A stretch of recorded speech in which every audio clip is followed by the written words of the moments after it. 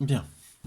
Salut les amis. Alors là, je vais corriger l'exercice 4A, page 209. 4A, page 209, c'est-à-dire c'est la figure qui est déjà faite à main levée.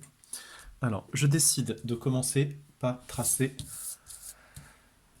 le segment DC qui mesure 5 cm. 5. DC, 5 cm. Deuxième étape, on me dit que l'angle ici, là, mesure 29 degrés. Alors j'ai un rapporteur intégré, j'oublie pas, deux éléments, le trou sur le sommet, c'est un petit repère que vous avez sur votre rapporteur, le 0, c'est cette ligne-là, la ligne des zéros, sur le côté. 29 degrés, je vérifie, ah tiens, je suis obligé de retourner mon rapporteur, vous c'est différent, vous avez deux graduations.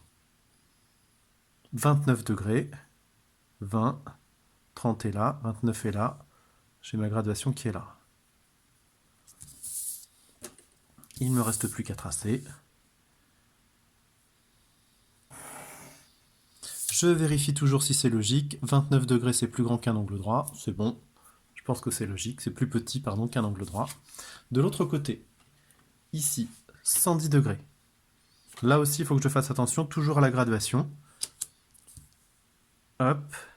Le 0 sur le sommet. Le trou sur le sommet, le 0 sur le côté. C'est mon petit repère.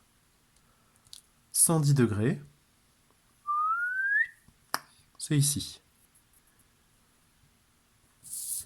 Je trace. Ah, oups, je suis en train de me tromper. Comment je le vois?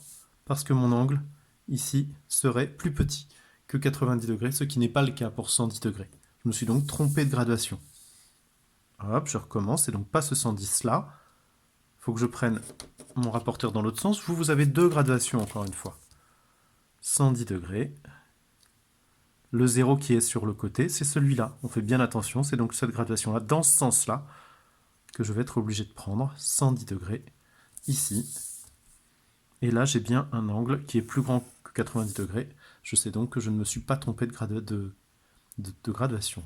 110 degrés. C'est ici maintenant que j'ai B.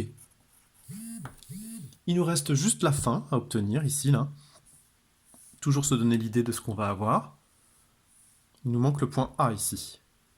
C'est un parallélogramme. Je vous rappelle la définition d'un parallélogramme. Les côtés opposés sont parallèles. Donc on peut décider, si on veut, de représenter la parallèle ici ou la parallèle ici. On peut aussi utiliser une propriété très importante du parallélogramme, celle qui dit que les côtés opposés sont de même dimension. Je vais plutôt prendre ça et je vais vous montrer comment on fait avec un compas. Il suffit de prendre cette distance-là, ici, là, c'est bon, vous voyez, que je reporte en B. Alors je la reporte pas n'importe où, hein. Je sais très bien qu'elle va être ici, je sais déjà où va mettre mon point. Je vais faire la même chose avec cette distance-là. Fais attention, voilà, ici, que je reporte aussi ici.